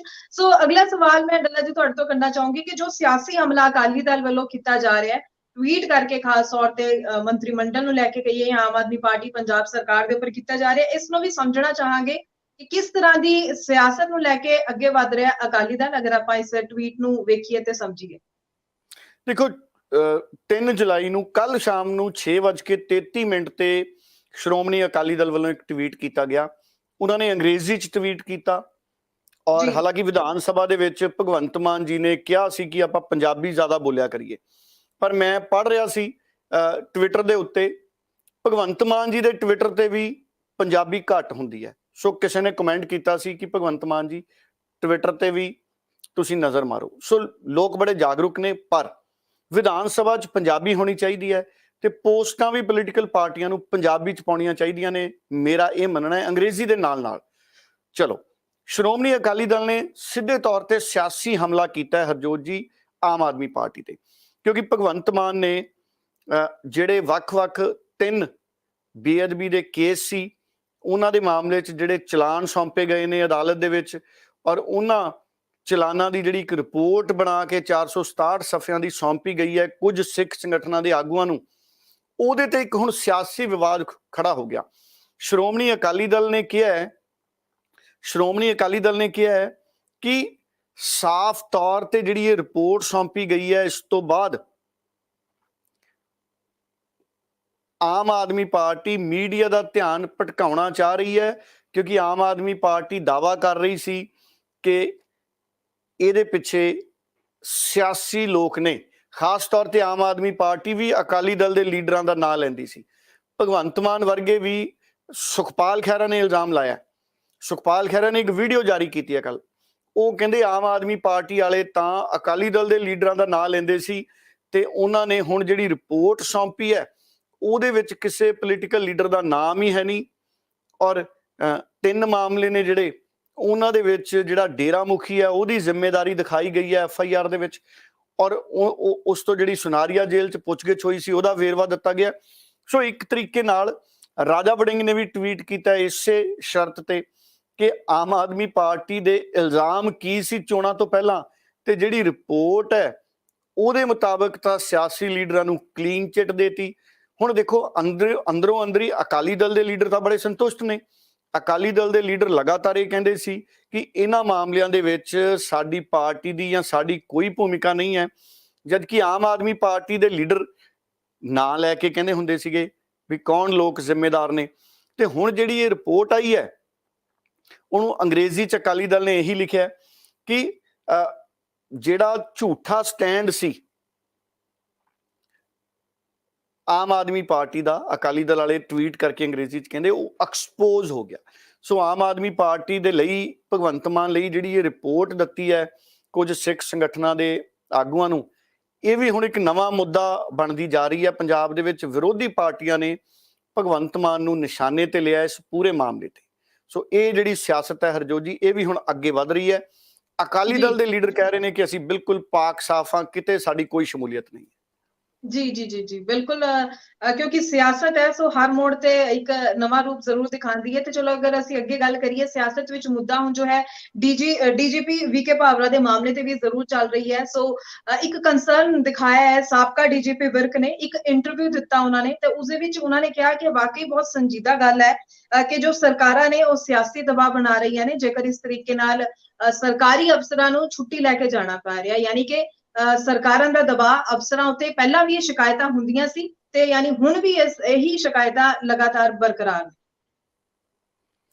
ਦੇਖੋ ਕਿਤੇ ਨਾ ਕਿਤੇ ਜਿਹੜੇ ਸਾਬਕਾ ਡੀਜੀਪੀ ਨੇ ਵਿਰਕ ਸਾਹਿਬ, ਉਹਨਾਂ ਨੇ ਇੱਕ ਬੜੇ ਸੀਨੀਅਰ ਪੱਤਰਕਾਰ ਨੇ ਨੀਲ ਭਲਿੰਦਰ ਉਹਨਾਂ ਦੇ ਨਾਲ ਇੱਕ ਇੰਟਰਵਿਊ ਦੇ ਵਿੱਚ ਇਹ ਗੱਲ ਕਹੀ, ਔਰ ਉਹਨਾਂ ਨੇ ਅਫਸੋਸ ਪ੍ਰਗਟ ਕੀਤਾ ਕਿ ਸਰਕਾਰਾਂ ਕਿਵੇਂ ਅੱਜ ਵੀ ਪੁਲਿਸ ਦੀ ਸਿਆਸੀ ਵਰਤੋਂ ਕਰ ਰਹੀਆਂ ਨੇ। ਔਰ ਜਦੋਂ ਸਰਕਾਰਾਂ ਕੋਈ ਵੱਡੀ ਚੋਣ ਹਾਰ ਜਾਂਦੀਆਂ ਨੇ ਤੇ ਕੋਈ ਨਾ ਕੋਈ ਬਹਾਨਾ ਬਣਾ ਕੇ, ਕਿਉਂਕਿ ਹੁਣ ਇਸ ਵਕਤ ਲਾ ਐਂਡ ਆਰਡਰ ਵਿਰੋਧੀ ਧਿਰਾਂ ਨੇ ਨਿਸ਼ਾਨੇ ਤੇ ਲਿਆ ਹੋਇਆ ਹੈ, ਪਰ ਜਿਹੜੀ ਹਾਰ ਹੈ ਉਹਦਾ ਕਾਰਨ ਇਕੱਲਾ ਲਾ ਐਂਡ ਆਰਡਰ ਨਹੀਂ ਹੁੰਦਾ। ਕਿਸੇ ਵੀ ਹਾਰ ਦਾ ਕਾਰਨ ਕੋਈ ਇੱਕ ਨਹੀਂ ਹੁੰਦਾ, ਮਿਲੇ ਜੁਲੇ ਕਾਰਨ ਹੁੰਦੇ ਨੇ। ਸੋ ਵਿਰਕ ਉਹਨਾਂ ਨੇ ਵੀ ਇਹੀ ਗੱਲ ਕਹੀ ਕਿ ਸਰਕਾਰਾਂ ਜਦੋਂ ਪੁਲਿਸ ਦੇ ਵੱਡੇ ਮੁਖੀਆਂ ਨੂੰ ਕਿਤੇ ਨਾ ਕਿਤੇ ਅਣਐਲਾਨੇ ਤੌਰ ਦੇ ਉੱਤੇ ਉਹਦੇ ਲਈ ਰਿਸਪੌਂਸੀਬਲ ਮੰਨਣ ਲੱਗ ਜਾਂਦੀਆਂ ਨੇ ਤੇ ਫਿਰ ਅਫਸਰਾਂ ਨੂੰ ਇਸ ਤਰੀਕੇ ਨਾਲ ਡੈਪੂਟੇਸ਼ਨ ਤੇ ਜਾਣਾ ਪੈਂਦਾ। ਉਹਨਾਂ ਦੇ ਕਹਿਣ ਦਾ ਭਾਵ ਮੈਂ ਇਹ ਕੱਢਿਆ। ਔਰ ਜਿਵੇਂ ਡੀਜੀਪੀ ਭਾਵਰਾ ਸਾਹਿਬ ਨੇ ਛੁੱਟੀ ਲਈ ਹੈ, ਔਰ ਮੈਂ ਵੀ ਇਹ ਮਹਿਸੂਸ ਕਰਦਾ ਕਿ ਇਸ ਤਰ੍ਹਾਂ ਨਹੀਂ ਹੋਣਾ ਚਾਹੀਦਾ ਸੀ। ਡੀਜੀਪੀ ਜਿਹੜੇ ਨੇ ਉਹਨਾਂ ਨੂੰ ਪੂਰਾ ਸਰਵ ਕਰਨ ਦਾ ਮੌਕਾ ਦੇਣਾ ਚਾਹੀਦਾ ਸੀ, ਬਲਕਿ ਅਗਰ ਉਹ ਡੈਪੂਟੇਸ਼ਨ ਤੇ ਜਾਣਾ ਵੀ ਚਾਹੁੰਦੇ ਨੇ ਤੇ ਭਗਵੰਤ ਮਾਨ ਸਾਹਿਬ ਉਹਨਾਂ ਨੂੰ ਸਾਰਵਜਨਿਕ ਤੌਰ ਤੇ ਭਾਵੇਂ ਟਵੀਟ ਕਰਕੇ ਉਹਨਾਂ ਤੋਂ ਪੁੱਛਿਆ ਜਾਂਦਾ, ਬੇਨਤੀ ਕੀਤੀ ਜਾਂਦੀ ਵੀ ਅਸੀਂ ਚਾਹੁੰਦੇ ਹਾਂ ਤੁਸੀਂ ਪੰਜਾਬ ਨੂੰ ਸਰਵ ਕਰੋ। ਮੈਨੂੰ ਨਹੀਂ ਲੱਗਦਾ ਹਰਜੋਤ ਜੀ ਕਿ ਕੋਈ ਪੁਲਿਸ ਅਫਸਰ ਜਦੋਂ ਉਹ ਡੀਜੀਪੀ ਬਣ ਜੇ ਤੇ ਉਹ ਆਪਣੀ ਮਰਜ਼ੀ ਨਾਲ ਡੀਜੀਪੀ ਦਾ ਅਹੁਦਾ ਛੱਡ ਕੇ ਕੇਂਦਰ ਤੇ ਡੈਪੂਟੇਸ਼ਨ 'ਚ ਜਾਣਾ ਚਾਹੁੰਦਾ ਹੋਊਗਾ। ਵੀਕੇ ਭਾਵਰਾ ਸਾਹਿਬ ਬਹੁਤ ਇੱਕ ਗੈਰ ਵਿਵਾਦਿਤ ਡੀਜੀਪੀ ਰਹੇ ਨੇ ਜਿੱਥੋਂ ਤੱਕ ਅਸੀਂ ਸਾਰੇ ਜਾਣਦੇ ਹਾਂ, ਔਰ ਇਸ ਤਰ੍ਹਾਂ ਨਾਲ ਉਹਨਾਂ ਦਾ ਛੁੱਟੀ ਤੇ ਜਾਣਾ ਕਿਤੇ ਨਾ ਕਿਤੇ ਖਬਰਾਂ ਇਹ ਸੀ ਸੋਸ਼ਲ ਮੀਡੀਆ ਤੇ ਵੀ ਔਰ ਅਖਬਾਰਾਂ 'ਚ ਵੀ, ਟੀਵੀਆਂ ਤੇ ਵੀ, ਕਿ ਭਗਵੰਤ ਮਾਨ ਸਾਹਿਬ ਨਾ ਖੁਸ਼ ਨੇ ਕਿਉਂਕਿ ਪਰ ਮਸਲੇ ਉਹੀ ਨੇ। ਅਗਰ ਭਗਵੰਤ ਮਾਨ ਸਾਹਿਬ ਨਾ ਖੁਸ਼ ਨੇ ਤੇ ਭਗਵੰਤ ਮਾਨ ਸਾਹਿਬ ਮੁਖੀ ਨੇ ਸਰਕਾਰ ਦੇ, ਉਹਨਾਂ ਨੇ ਤਾਂ ਸਿਰਫ ਭਗਵੰਤ ਮਾਨ ਸਾਹਿਬ ਦੇ ਜਿਹੜੇ ਮੁੱਖ ਮੰਤਰੀ ਦੇ ਫੈਸਲੇ ਨੇ ਉਹਨਾਂ ਨੂੰ ਲਾਗੂ ਕੀਤਾ। ਅਗਰ ਸਿਕਿਉਰਿਟੀਆਂ ਵਾਪਸ ਹੋਈਆਂ ਹੈ ਤੇ ਇਹ ਤਾਂ ਆਮ ਆਦਮੀ ਪਾਰਟੀ ਦੇ ਦਾਅਵੇ ਸੀ, ਵਾਅਦੇ ਸੀ ਕਿ ਅਸੀਂ ਸੱਤਾ ਚਾਹੁੰਦੇ ਹੀ ਸਿਕਿਉਰਿਟੀਆਂ ਵਾਪਸ ਲਵਾਂਗੇ। ਜਿੰਨਾ ਪ੍ਰਚਾਰ ਆਮ ਆਦਮੀ ਪਾਰਟੀ ਨੇ ਕੀਤਾ ਸਿਕਿਉਰਿਟੀ ਵਾਪਸ ਲੈਣ ਦਾ, ਉਹਨਾਂ ਕਿਸੇ ਨੇ ਨਹੀਂ ਕੀਤਾ। ਔਰ ਜਿੰਨੇ ਇਸ਼ਤਿਹਾਰ ਆਮ ਆਦਮੀ ਪਾਰਟੀ ਲਾ ਰਹੀ ਹੈ, ਤੁਸੀਂ ਦੇਖੋ ਅੱਜ 4 ਜੁਲਾਈ ਹੈ, ਕੱਲ 3 ਜੁਲਾਈ ਦੇ ਇੱਕ ਅੰਗਰੇਜ਼ੀ ਦੇ ਅਖਬਾਰ ਦੇ ਵਿੱਚ ਫੇਰ ਪਹਿਲੇ ਪੇਜ ਤੇ ਵੱਡਾ ਸਾਰਾ ਇਸ਼ਤਿਹਾਰ, ਕਿਉਂਕਿ ਮੇਰੇ ਕੋਲੇ ਅੰਗਰੇਜ਼ੀ ਦਾ ਅਖਬਾਰ ਇੱਕੋ ਹੀ ਆਉਂਦਾ, 3 ਪੰਜਾਬੀ ਦੇ ਆਉਂਦੇ ਆ, 2-3 ਹਿੰਦੀ ਦੇ ਆਉਂਦੇ ਆ, ਅੰਗਰੇਜ਼ੀ ਦਾ ਇੱਕੋ ਹੀ ਆਉਂਦਾ, ਉਹਦੇ 'ਚ ਵੀ ਇਸ਼ਤਿਹਾਰ ਫੁੱਲ ਪੇਜ ਦਾ। ਮਤਲਬ ਹੱਦ ਹੋ ਗਈ ਇਸ਼ਤਿਹਾਰਾਂ ਵਾਲੀ। ਤਾਂ ਸਤਬੀਰ ਵਾਲੀਆ ਜੀ ਸੰਯੁਕਤ ਸਮਾਜ ਮੋਰਚਾ ਦੇ ਜਿਹੜੇ ਆਗੂ ਨੇ, ਉਹ ਤੀਜੇ ਚੌਥੇ ਦਿਨ ਆਰਟੀਆਈ ਲਾਹੀ ਕੋਈ ਨਾ ਕੋਈ ਨਵਾਂ ਖੁਲਾਸਾ ਲੈ ਕੇ ਇਸ਼ਤਿਹਾਰਾਂ ਦੇ ਬਾਰੇ ਜਾਣਕਾਰੀ ਸਾਰਵਜਨਿਕ ਕਰ ਦਿੰਦੇ ਨੇ। ਮੈਨੂੰ ਲੱਗਦਾ ਹੈ ਕਿ ਲੋਕ ਪੰਜਾਬ ਦੇ ਮੰਨਣ ਲੱਗ ਗਏ ਹਰਜੋਤ ਜੀ ਕਿ ਇੰਨੇ ਇਸ਼ਤਿਹਾਰਾਂ ਦੀ ਲੋੜ ਨਹੀਂ ਹੈ ਤੁਹਾਨੂੰ ਭਗਵੰਤ ਮਾਨ ਜੀ, ਤੁਸੀਂ ਪਹਿਲਾਂ ਹੀ ਹਰਮਨ ਪਿਆਰੇ ਹੋ। ਫਿਰ ਇਸ਼ਤਿਹਾਰ ਤੇ ਇਸ਼ਤਿਹਾਰ। ਔਰ ਅੱਜ ਸਥਿਤੀਆਂ ਇਹ ਨੇ ਕਿ ਜਦੋਂ ਮੈਨੂੰ ਤਾਂ ਇਹ ਲੱਗਦਾ ਜਦੋਂ ਅਖਬਾਰਾਂ ਦੇ ਪਹਿਲੇ ਪੇਜ ਤੇ ਇਸ਼ਤਿਹਾਰ ਛਪਿਆ ਹੁੰਦਾ ਨਾ ਭਗਵੰਤ ਮਾਨ ਜੀ ਦਾ, ਹਰ ਘਰ ਦੇ ਵਿੱਚ ਕ੍ਰਿਟਿਸਿਜ਼ਮ ਹੋ ਰਿਹਾ ਭਗਵੰਤ ਮਾਨ ਜੀ ਦਾ ਉਹ ਅਖਬਾਰ ਦਾ ਇਸ਼ਤਿਹਾਰ ਦੇਖ ਕੇ। ਹਰ ਪਰਿਵਾਰ ਕਹਿੰਦਾ ਵੀ ਭਗਵੰਤ ਮਾਨ ਜੀ ਤੁਸੀਂ ਤਾਂ ਪਹਿਲਾਂ ਹੀ ਇੰਨੇ ਹਰਮਨ ਪਿਆਰੇ ਹੋ, ਕਿਉਂ ਪੰਜਾਬ ਦਾ ਪੈਸਾ ਇਹਨਾਂ ਇਸ਼ਤਿਹਾਰਾਂ ਤੇ ਲਾ ਰਹੇ ਹੋ। ਹਰ ਪਰਿਵਾਰ ਦੇ ਵਿੱਚੋਂ ਇਹ ਆਵਾਜ਼ ਨਿਕਲ ਰਹੀ ਹੈ। ਔਰ ਮੈਂ ਪਿਛਲੇ 5-7 ਦਿਨਾਂ ਦਾ ਜ਼ਰੂਰ ਇਹ ਇਸ਼ਤਿਹਾਰ ਦੇਖ ਕੇ ਬੜਾ ਮੈਨੂੰ ਅਫਸੋਸ ਹੋ ਰਿਹਾ ਕਿ ਭਗਵੰਤ ਮਾਨ ਇੰਨਾ ਇਮਾਨਦਾਰ, ਪੰਜਾਬ ਦੇ ਪੈਸੇ ਬਚਾਉਣ ਵਾਲਾ ਮੁੱਖ ਮੰਤਰੀ ਹੈ। ਪੈਨਸ਼ਨਾਂ ਤੋਂ ਕਹਿੰਦੇ 19-20 ਕਰੋੜ ਬਚਾ ਲਿਆ, ਪੇਪਰਲੈਸ ਬਜਟ ਤੋਂ ਕਹਿੰਦੇ 20-21 ਲੱਖ ਬਚਾ ਲਿਆ, ਤੇ ਕਰੋੜਾਂ ਰੁਪਏ ਦੇ ਇਸ਼ਤਿਹਾਰ ਪੰਜਾਬ ਦੇ ਖਜ਼ਾਨੇ ਚੋਂ ਜਿਹੜੇ ਇਹਨਾਂ ਨੇ ਲਾਤੇ। ਤੇ ਫਿਰ ਉਹਦੇ ਨਾਲੋਂ ਤਾਂ ਭਾਈ ਪੈਨਸ਼ਨਾਂ ਹੀ ਦੇ ਦਿਓ, ਅਖਬਾਰਾਂ ਤੇ ਇਸ਼ਤਿਹਾਰ ਛਾਪਣ ਨਾਲੋਂ ਤਾਂ ਪੈਨਸ਼ਨਾਂ ਹੀ ਦੇ ਦਿਓ। ਉਹ ਜਦੋਂ ਐਮਐਲਏ ਕੋਲੇ ਪੈਨਸ਼ਨਾਂ ਜਾਣੀਆਂ ਨੇ, ਉਹ ਕਿਤੇ ਨਾ ਕਿਤੇ ਉਹਨਾਂ ਦੇ ਮੁਲਾਜ਼ਮ ਰੱਖੇ ਹੁੰਦੇ ਨੇ, ਉਹ ਅੱਗੇ ਨਾ ਅੱਗੇ ਕਿਤੇ ਨਾ ਕਿਤੇ ਤਨਖਾਹ ਦੇ ਰੂਪ 'ਚ ਵੰਡੇ ਜਾਣਗੇ। ਹੁਣ ਟੈਲੀਵਿਜ਼ਨ ਨੂੰ, ਅਖਬਾਰਾਂ ਨੂੰ ਇੰਨੇ ਜ਼ਿਆਦਾ ਇਸ਼ਤਿਹਾਰ ਦੇਣ ਦਾ ਮਤਲਬ ਕੀ ਹੈ? ਕਈ ਲੋਕ ਇਹ ਵੀ ਕਹਿੰਦੇ ਨੇ ਕਿ ਇਹਦੇ ਤੇ ਕਾਨੂੰਨ ਬਣਨਾ ਚਾਹੀਦਾ ਪੰਜਾਬ ਦੀ ਵਿਧਾਨ ਸਭਾ ਦੇ ਵਿੱਚ ਕਿ ਸਰਕਾਰ ਹੈ ਜਿਹੜੀ ਉਹ ਕਿੰਨੇ ਕਰੋੜ ਤੱਕ ਦਾ ਪੈਸਾ ਉਹ ਇਸ਼ਤਿਹਾਰਾਂ ਤੇ ਖਰਚ ਕਰੇ, ਕਿਉਂਕਿ ਇਹ ਵੀ ਲੋਕਾਂ ਦਾ ਪੈਸਾ ਹੈ। ਟੈਲੀਵਿਜ਼ਨ ਤੇ ਅਖਬਾਰਾਂ ਨੂੰ ਖੁਸ਼ ਕਰਨ ਲਈ ਕਿਤੇ ਇੰਨੇ ਜ਼ਿਆਦਾ ਇਸ਼ਤਿਹਾਰ ਤਾਂ ਨਹੀਂ ਜਾਰੀ ਕੀਤੇ ਜਾ ਰਹੇ। ਸੋ ਇਹ ਬੜੇ ਤਰ੍ਹਾਂ ਦੇ ਸਵਾਲ ਨੇ ਜਿਹੜੇ ਹੁਣ ਖੜੇ ਹੁੰਦੇ ਨੇ ਹਰਜੋਤ ਜੀ ਹਰ ਲੰਘਦੇ ਵਕਤ ਨਾਲ। ਇਸੇ ਤਰ੍ਹਾਂ ਸੋ ਡੀਜੀਪੀ ਵਿਰਕ ਸਾਹਿਬ ਦਾ ਜਾਣਾ ਕਿ ਇਹ ਪੁਲਿਸ, ਇਹ ਵੀ ਸਰਕਾਰ ਕੀ ਕਿਤੇ ਨਾ ਕਿਤੇ ਜਿਹੜੀ ਪੁਲਿਸ ਹੈ ਉਹਦੇ ਸਿਆਸੀਕਰਨ ਦੇ ਰੂਪ ਦੇ ਵਿੱਚ ਤਾਂ ਨਹੀਂ ਨਜ਼ਰ ਆ ਰਹੀ ਸਰਕਾਰ ਦੀ ਕਾਰਵਾਈ ਕਿ ਇੰਨਾ ਜ਼ਿਆਦਾ ਦਬਾਅ ਬਣਾ ਦਿਓ ਇੱਕ ਡੀਜੀਪੀ ਤੇ ਕਿ ਉਹ ਛੁੱਟੀ ਤੇ ਹੀ ਚੱਲ ਜਾਏ। ਜਿਵੇਂ ਕਈ ਪ੍ਰਾਈਵੇਟ ਅਦਾਰਿਆਂ ਦੀ ਮੈਂ ਗੱਲ ਦੱਸਦਾ, ਜੇ ਕੋਈ ਮੁਲਾਜ਼ਮ ਹਟਾਉਣਾ ਹੁੰਦਾ ਤੇ ਕੋਈ ਕਾਰਨ ਹਟਾਉਣ ਦਾ ਨਹੀਂ ਹੁੰਦਾ ਤੇ ਉਹਦੀ ਫਿਰ ਬਦਲੀ ਦੂਰ ਦਰਾਡੇ ਕਰ ਦਿੱਤੀ ਜਾਂਦੀ ਹੈ। ਸੋ ਉਸ ਅਜਿਹੇ ਹਾਲਾਤਾਂ ਦੇ ਵਿੱਚ ਮੁਲਾਜ਼ਮ ਪ੍ਰਾਈਵੇਟ ਕੰਪਨੀ ਵਾਲਾ ਆਪ ਹੀ ਅਸਤੀਫਾ ਦੇ ਜਾਂਦਾ ਹੈ ਵੀ ਭਾਈ ਮੈਂ ਕਿੱਥੇ ਇੰਨੀ ਦੂਰ ਸ਼ਹਿਰ 'ਚ ਜਾ ਕੇ ਨੌਕਰੀ ਕਰੂੰਗਾ। ਸੋ ਇਸ ਕਰਕੇ ਕਿਤੇ ਨਾ ਕਿਤੇ ਦਬਾਅ ਬਣਾ ਦਿੱਤਾ ਜਾਂਦਾ ਵੱਡੇ ਅਫਸਰਾਂ ਤੇ, ਜਿਹਦੇ ਕਰਕੇ ਉਹ ਡੈਪੂਟੇਸ਼ਨ ਤੇ ਚਲੇ ਜਾਂਦੇ ਨੇ। ਇਹਦੀ ਕਾਫੀ ਜ਼ਿਆਦਾ ਨਿਖੇਧੀ ਵੀ ਹੋ ਰਹੀ ਹੈ, ਔਰ ਭਗਵੰਤ ਮਾਨ ਸਾਹਿਬ ਨੂੰ ਇਹਦੇ ਤੇ ਵੀ ਵੀਡੀਓ ਜਾਰੀ ਕਰ ਦੇਣੀ ਚਾਹੀਦੀ ਹੈ, ਤਾਂ ਕਿ ਇੱਕ ਕਲੈਰਿਟੀ ਹੋ ਜਾਏ। ਨਹੀਂ ਤਾਂ ਡੇ ਬਾਏ ਡੇ ਜਿਹੜੀ ਸਰਕਾਰ ਹੈ ਉਹ ਲੋਕਾਂ ਦੇ ਵਿੱਚ ਇਹਨਾਂ ਮਸਲਿਆਂ ਨੂੰ ਲੈ ਕੇ ਡਿਬੇਟ ਦਾ ਕਾਰਨ ਬਣੀ ਹੋਈ ਹੈ, ਔਰ ਡਿਬੇਟ ਦਾ ਰਿਜ਼ਲਟ ਨੈਗੇਟਿਵ ਵੀ ਆ ਰਿਹਾ ਹੈ, ਔਰ ਕਈ ਲੋਕ ਉਹਨਾਂ ਦੇ ਸਮਰਥਨ ਦੇ ਵਿੱਚ ਵੀ। जी बिल्कुल सही कहा। सो ਉਹੀ ਗੱਲ ਹੈ ਕਿ ਕਈ ਸਵਾਲ ਜੋ ਹੈ ਪੰਜਾਬ ਸਰਕਾਰ ਉੱਪਰ ਲਗਾਤਾਰ ਖੜੇ ਹੋ ਰਹੇ ਨੇ, ਜਿਸ ਦੇ ਉੱਪਰ ਪੰਜਾਬ ਦੀ ਜਨਤਾ ਵਾਕਈ ਇੰਤਜ਼ਾਰ ਜ਼ਰੂਰ ਕਰ ਰਹੀ ਹੈ ਕਿ ਸਰਕਾਰ ਦਾ ਪੱਖ ਵੀ ਜੋ ਹੈ ਸਾਹਮਣੇ ਆਵੇ, ਤਾਂ ਕਿ ਸਾਰੀ ਚੀਜ਼ਾਂ ਜੋ ਕਲੀਅਰ ਸਾਫ਼ ਜੋ ਜ਼ਰੂਰ ਹੋ ਸਕਣ। ਅੱਗੋਂ ਗੱਲ ਕਰ ਲਈਏ ਦੇਸ਼ ਦੇ ਪ੍ਰਧਾਨ ਮੰਤਰੀ ਨਰਿੰਦਰ ਮੋਦੀ ਦੀ, ਹੈਦਰਾਬਾਦ ਪਹੁੰਚੇ, ਸਪੀਚ ਦਿੱਤੀ, ਕੁਝ ਖਾਸ ਰਿਹਾ ਉਹਨਾਂ ਦੀ ਸਪੀਚ ਦੇ ਵਿੱਚ, ਤੇ ਨਾਲ ਦੀ ਨਾਲ ਕੈਪਟਨ ਅਮਰਿੰਦਰ ਸਿੰਘ ਦਾ ਨਾਮ ਵੀ ਜੋ ਹੈ ਸੁਰਖੀਆਂ ਵਿੱਚ ਆ ਰਿਹਾ ਉਪ ਰਾਸ਼ਟਰਪਤੀ ਦੀ ਚੋਣ ਨੂੰ ਲੈ ਕੇ। ਸੋ ਇਹਨਾਂ ਦੋਹਾਂ ਸਵਾਲਾਂ ਦਾ ਜਵਾਬ ਮੈਂ ਜ਼ਰੂਰ ਚਾਹੂੰਗੀ ਕਿ ਇੱਕੋ ਜਵਾਬ ਵਿੱਚ ਤੁਸੀਂ ਦੇ ਦਿਓ, ਤਾਂ ਕਿ ਕਿਉਂਕਿ ਸਮਾਂ ਘੱਟ ਹੈ ਤੇ ਸਵਾਲ ਹੋਰ ਵੀ ਬਾਕੀ। ਦੇਖੋ, ਜਿਹੜੇ ਉਪ ਰਾਸ਼ਟਰਪਤੀ ਨੇ ਆਮ ਤੌਰ ਤੇ ਉਹ ਘੱਟ ਗਿਣਤੀ ਤੋਂ ਬਣਾਉਣ ਦੀ ਪਰੰਪਰਾ ਵੀ ਰਹੀ ਹੈ ਕਿਤੇ ਨਾ ਕਿਤੇ। ਪਹਿਲਾਂ ਵੀ ਘੱਟ ਗਿਣਤੀ ਤੋਂ ਉਪ ਰਾਸ਼ਟਰਪਤੀ ਸਾਡੇ ਰਹੇ ਨੇ।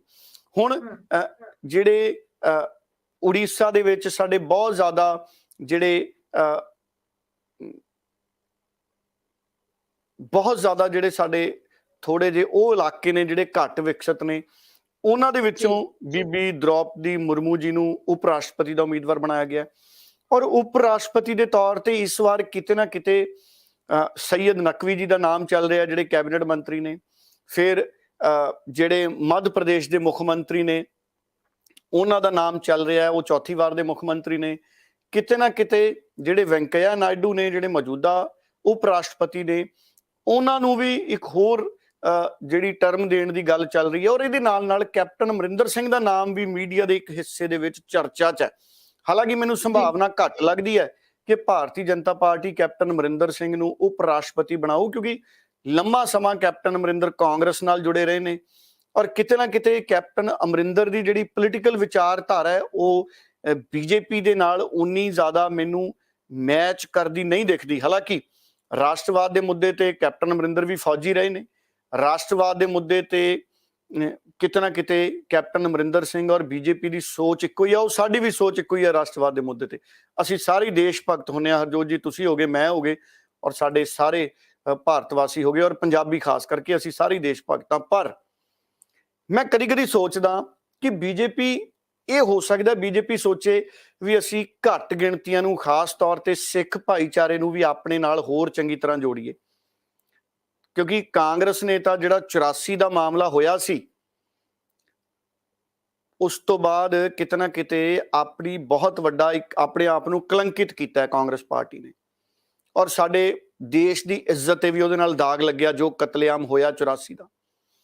ਔਰ ਤੁਸੀਂ ਦੇਖੋ ਕਿ 34 ਸਾਲ ਪੁਰਾਣੇ ਮਾਮਲੇ 'ਚ ਨਵਜੋਤ ਸਿੰਘ ਸਿੱਧੂ ਨੂੰ ਤਾਂ ਸਜ਼ਾ ਹੋ ਗਈ,